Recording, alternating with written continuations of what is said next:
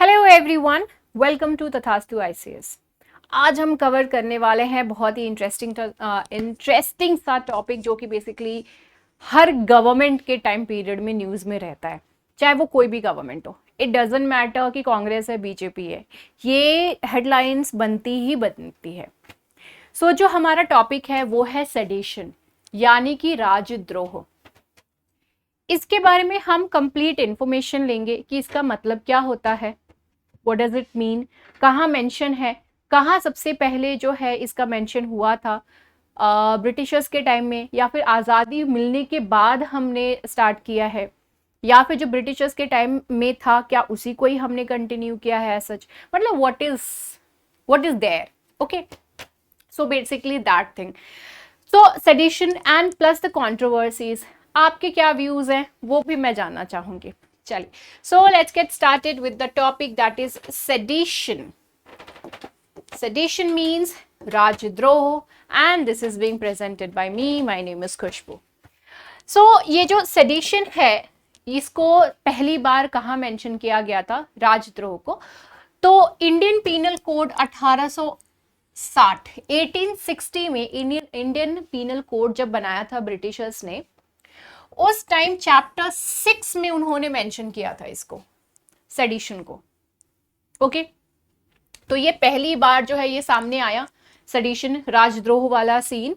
And इसकी heading इन्होंने दी थी ऑफेंसेस अगेंस्ट द स्टेट, यानी स्टेट, जो स्टेट है, जो राज्य है, उसके अगेंस्ट जो भी आपने काम किया है वो offences under this sedition.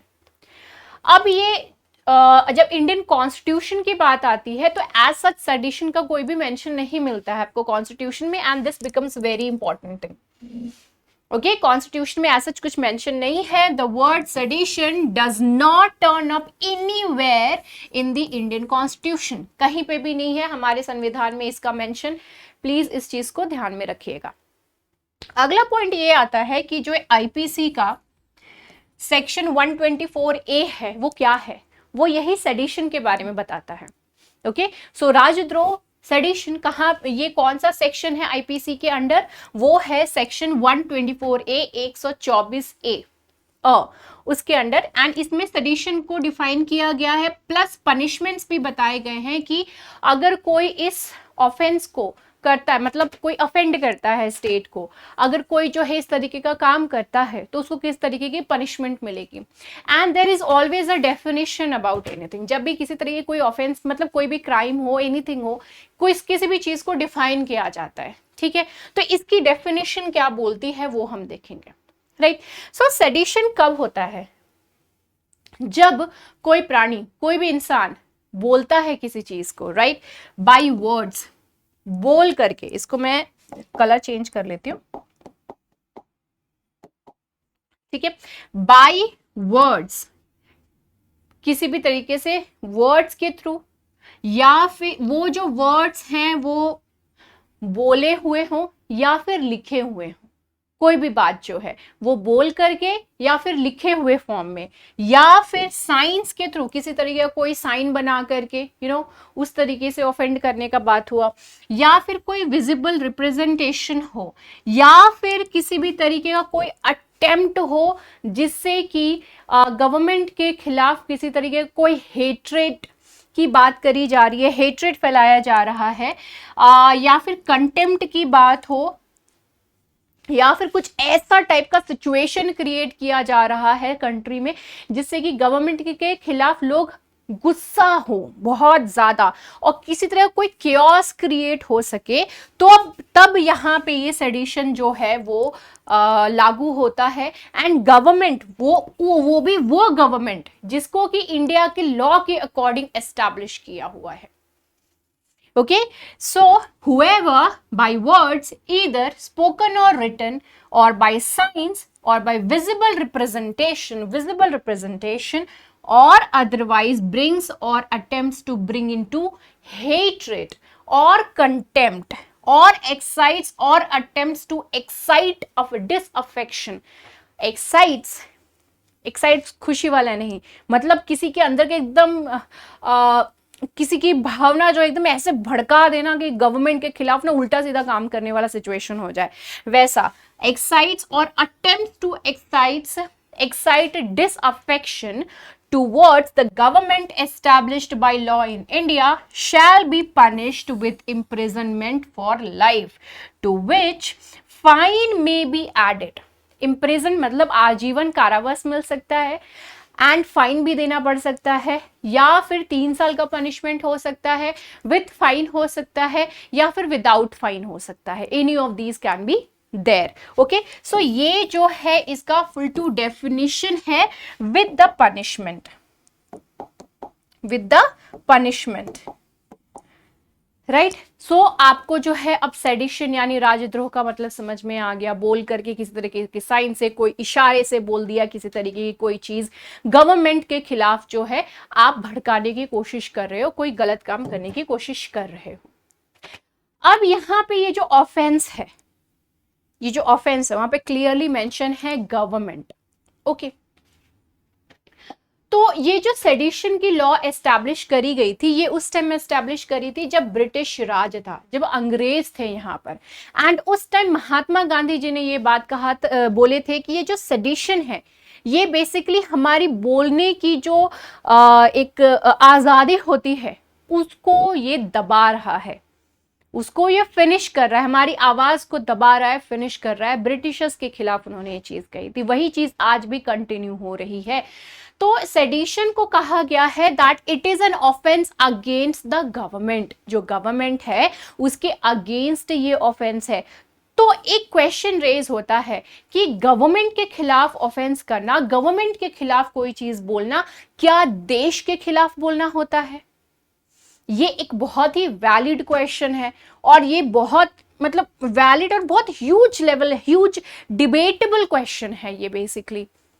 So sedition is an offence against the government, not the country itself. क्या ये कंट्री के खिलाफ नहीं है अगर हम गवर्नमेंट के खिलाफ कर रहे हैं? सपोज कि अब जो लोग हैं, जिस तरीके से इंडिया के प्राइम मिनिस्टर के बारे में बाहर कंट्री में जाकर के उल्टी सीधी बातें करना, उनको कुछ तरीके से ब्लेम करना, क्या वो सही है?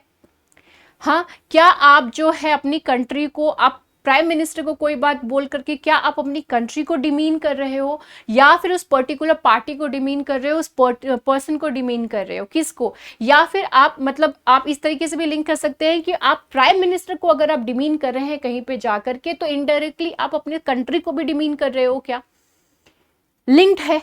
So this is the reason why I am saying कि ये जो टॉपिक है, ये कि गवर्नमेंट के खिलाफ कोई चीज बोलना क्या कंट्री के खिलाफ है? ओके, सो सेडिशन इज, क्योंकि अब सेडिशन की जहां तक बात आती है वहां पे गवर्नमेंट करके जो वर्ड है वो मेंशन किया हुआ है, इस वजह से। So sedition is an offence against the government, not the country itself. अब ये जो सेक्शन है 124A, ये जो इसमें मेंशन किया गया है इंडियन पिनल कोड में, इसमें ये चीज सिंपली रखा, इसमें ऑब्वियसली बात है, कहा गया है contempt and what, hatred towards the government, इसमें मेंशन किया हुआ है। सो जो सेडिशन है वो गवर्नमेंट के खिलाफ है, not that of the country itself. This has been said over here. अब इसमें एक बहुत ही फेमस केस आ जाता है जो कि अभी कुछ दिन पहले हमने अपने एमसीक्यूज की क्लास में करे थे। एमसीक्यूज की क्लास जब हम कर रहे थे, Kedarnath versus state of Bihar, ये केस हमने किया था। ओके, तो उस टाइम इसके ऊपर क्वेश्चन था। तो ये जो केदारनाथ वाला केस था, इसमें कॉन्स्टिट्यूशनैलिटी चेक करी गई थी सेडिशन को लेकर के। So Kedarnath and the constitutionality of sedition, ये जो केस था Kedarnath versus state of Bihar, 1962 यानी 1962 में ये केस सामने आया था, जिसमें कि जो जजमेंट थी वो एड्रेस कर रही थी इस पर्टिकुलर टॉपिक को कि constitutionality of sedition, what is that. So जो सुप्रीम कोर्ट है उसने हेल्ड किया था इस चीज को, that the supreme court held that sedition is a constitutionally valid for 2 reasons. ये एक वैलिड चीज है एंड इसके पीछे 2 रीजंस हैं। सुप्रीम कोर्ट ने कहा था, क्या कहा था? The very first one, sedition is an offence against the state because the government represents the state. जो सेडिशन है वो स्टेट के अगेंस्ट है। अब यहाँ पे आप स्टेट एक स्टेट गवर्नमेंट ले लीजिए या फिर कंट्री पूरी ले लीजिए, ठीक है। यहाँ पर क्या कह रहा है कि जो सेडिशन है वो किसके खिलाफ है, अगेंस्ट द स्टेट, क्योंकि जो गवर्नमेंट होती है वो स्टेट को रिप्रेजेंट करती है। Okay, just for an example, जो बीजेपी गवर्नमेंट है अभी, ठीक है, तो वो जो बीजेपी गवर्नमेंट है वो हमारे सामने हम देख रहे हैं डिफरेंट पार्टीज हैं एंड ऑल, लेकिन दूसरी कंट्री के सामने वो जो गवर्नमेंट है हमारी पूरी कंट्री को रिप्रेजेंट कर रही है। ओके, तो जो स्टेट है वो, जो गवर्नमेंट है वो बेसिकली किसको रिप्रेजेंट कर रही है, स्टेट को रिप्रेजेंट कर रही है। इसलिए सेडिशन का जो है वो कॉन्स्टिट्यूशनली हेल्ड किया उन्होंने। And subverting the government threatens the existence of the state. अगर आप गवर्नमेंट के खिलाफ कुछ बहुत भयानक कुछ कर रहे हैं, कुछ गलत स्टेप ले रहे हैं या फिर उनको डिमीन कर रहे हैं कहीं पे, and you are spreading lots of hatred about the government for the government, then definitely वो जो हेट्रेड वो गवर्नमेंट नहीं वो कंट्री झेलेगी। ओके, तो वो कंट्री के खिलाफ होती है, स्टेट के खिलाफ होती है, ना कि गवर्नमेंट के खिलाफ होती है। सेकंड है आर्टिकल 19 क्लॉज 2। आर्टिकल 19 क्लॉज 2 में कहा गया है एक्सप्रेशन की बात, जो कि सेडिशन को लेकर के लोग क्वेश्चन रेज करते हैं कि अगर हम गवर्नमेंट के खिलाफ बोलेंगे नहीं तो वो बेसिकली हमारा जो फ्रीडम ऑफ एक्सप्रेशन है, स्पीच एंड एक्सप्रेशन, उस चीज को वो खत्म कर रही है, फिनिश कर रही है। बट इसी में ही ये आर्टिकल 19 जो है basically article 19 clause 1 sub clause A, article 19 clause 1 sub clause A जो है वो एक्सप्रेशन की बात करता है, आपका फ्रीडम ऑफ एक्सप्रेशन की बात करता है। लेकिन वहीं पे ही आप अगर इसकी बात करें, ठीक है,